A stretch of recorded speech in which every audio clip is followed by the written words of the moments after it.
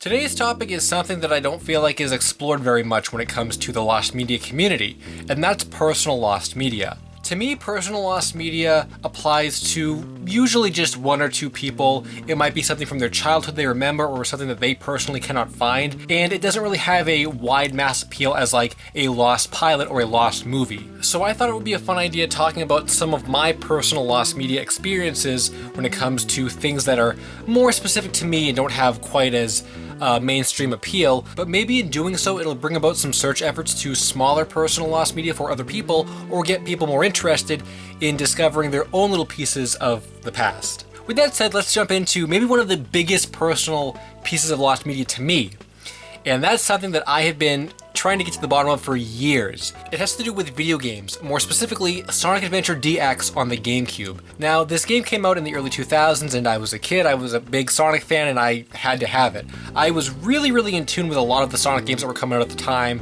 Because we were just kids, we didn't really have the internet to look up a bunch of game releases and stuff, so it was pretty much just reduced to what you saw in the store. So, I remember specifically going into a GameStop store, and there were two different versions of Sonic DX. I know that sounds weird, but I swear there were two different versions. One had the cover art that we all know. It was, Sonic Adventure DX with the regular Chaos-looking character to the right of Sonic, but then there was a second box art. And this one, to my recollection, wasn't of the water Chaos, it was of the fire Chaos, which doesn't exist, it's not really a character, but I swear there was a different box art version that had a fire-looking Chaos. He had blue eyes instead of green eyes, and he was in the same relative shape as Chaos, but it was just, he was like on fire, he wasn't like water. And I've tried to find this box art for years, thinking that it was a different version of the game. And I remember on my Christmas list for that year, I wrote Sonic Adventure DX, parentheses, the water version, not the fire version, because I was thinking that there were two different versions like Pokemon. I've talked to some people, and the most common conclusion is that I know some game stores, especially back in the day, would print off their own game covers for pre-order, cases and stuff. So maybe the cover that I saw was some kind of fan-made cover or some kind of printout that the game store made, and I had seen it and I thought it was an official release. The other theory is that the printout was so low quality that I was confusing the water effects for fire effects, which both seem like logical theories considering we know there was no other Sonic Adventure DX game that existed, nonetheless actually made it to store shelves. But I just, to this day, cannot figure out what my eyes were seeing or what I could have confused, back in the day when I was a kid, seeing that game on the shelf. So moving on a little bit from video games specifically to actually retail stores. So retail archaeology is something I'm kind of interested in. I haven't really gotten too far into it with the channel yet, but we'll save that for another day.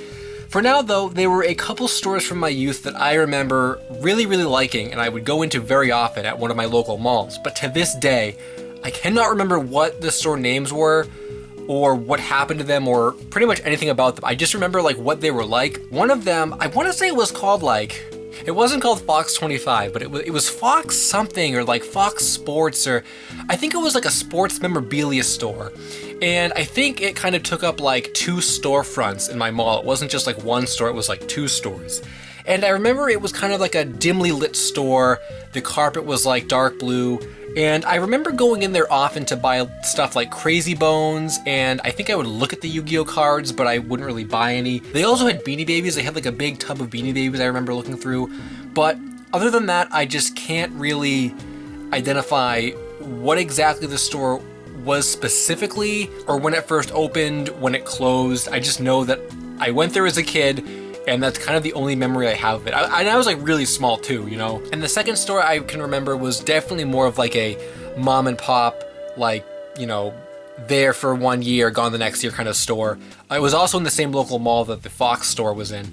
But this one was only one storefront, and I remember the entire store was white. There was nothing on the walls or the floor or the ceiling. It was a literal all white store. But what I remember specifically about this store, arranged all throughout the store space, were these tables, and on the tables were glass display cases, and inside were collectibles like Pokemon sliders, if you guys remember those. Pokemon beanbags from Hasbro, and I think, if you guys remember those candies they used to make called Buzz Bars, I think the store also sold Buzz Bars, and that was the only place you could get them, I remember. I've actually like really tried to dig into what these stores could be.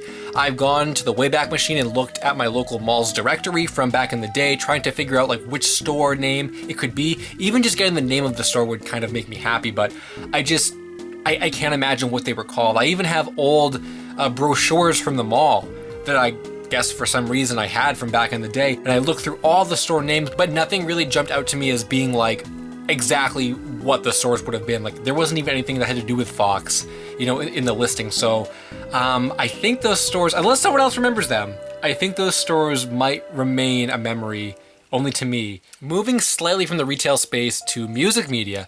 Now I know music lost media is something that a lot of people like, but a lot of people also don't like it. It's a very mixed bag. So this isn't so much something I can't remember or a mystery, I guess, but it's rather something I've never seen. So there's this band from Ohio called Hit the Lights. They're kind of like a pop punk band. I like them. I used to listen to them quite a bit a few years ago. I used to collect a lot of CDs. I remember actually some more lost media. I was gonna do a CD collection video like 10 years ago and show my whole collection. I never did that though.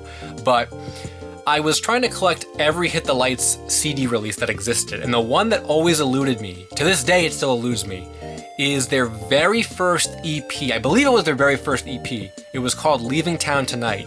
The only existence of this I could ever find was a little picture of what the cover looked like, kind of like repasted onto different websites that like talked about it or like had songs that were allegedly from it. I don't think there's anything on that EP that hasn't been re-released elsewhere, but the physical EP, which must have released at some point because this would have been like 2004, 2005, and like digital streaming wasn't really a big thing. And the band never really got super huge, and they're pretty small nowadays anyway, so I can't imagine they would have released this digitally to any extent. I just have never found a physical release of that CD. I even added a Discogs listing to the website with the hopes that someone would come forward with a physical copy of the CD, and apparently a couple people on the website say that they have it. I messaged them years ago and I never got a reply, so I don't know if they were just trolling or not, but I'd really like to find a physical copy of this.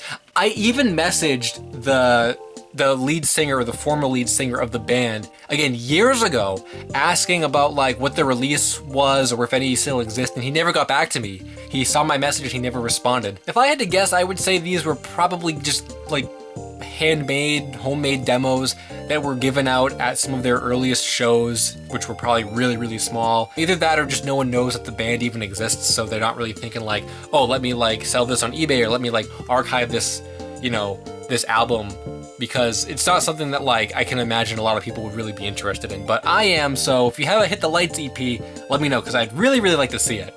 I hope you guys enjoyed that look at my personal lost media. And of course, if you have your own personal lost media, and I still get messages on Twitter and stuff about it too, feel free to comment it down below and stuff. It's fun to read through that stuff. Yeah, I guess for now though, thanks for watching, and until the next video, Finn. Hey guys, I hope you enjoyed the video. Be sure to check out some of my other game-related lost media videos. Thanks for watching, and until next time, Finn.